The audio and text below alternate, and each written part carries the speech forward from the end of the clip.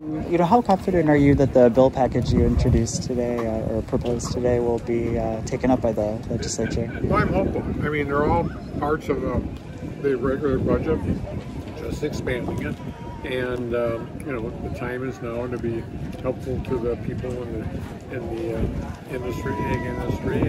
So I'm hopeful. I mean, it's up to the Democrats in the legislature to sell it to the colleagues, but at the end of the day, it's essentially just expanding on some concepts that they've already agreed to. So I think there's a good possibility. There's money in the budget that we set aside.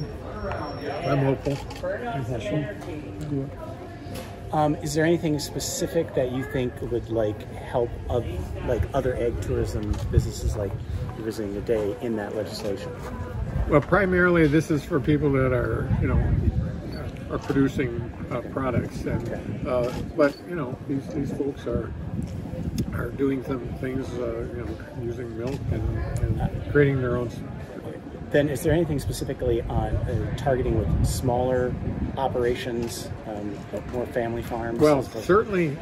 Well, this does what we're talking about today, in that we just proposed, because farmer mental health obviously is a really important one, and frankly, the one that would help create a pipeline for a small meat processors. I think that is hugely important for the small farmers in the state of Wisconsin.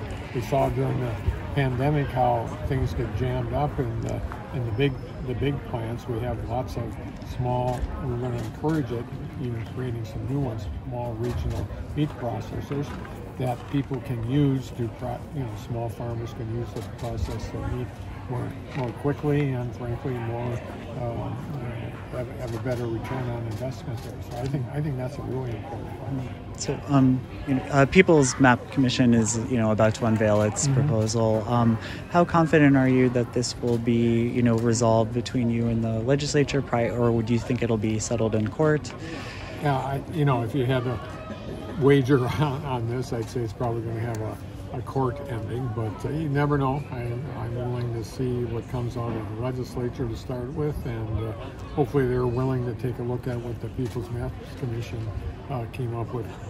This is something that 60 of the 72 counties had referenda on, and advisory referendum, and so I'm hopeful that the other side sees the value in having fair maps.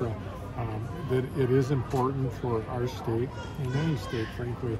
If you have fair maps, then you're going to have more competitive races. If you have more competitive races, you're going to have people willing to compromise. Otherwise, they probably won't get it reelected.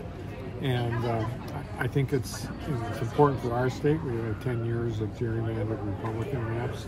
We don't want 10 years of Democratic gerrymandered maps. We just want them fair, so that we can really make some progress in the state. So I'm hopeful. I think at the end of the day, it's likely to end up in court. But if it doesn't, then we find a way to reach a compromise. That'd be great. But if I have to wager on this one, I'd say it's probably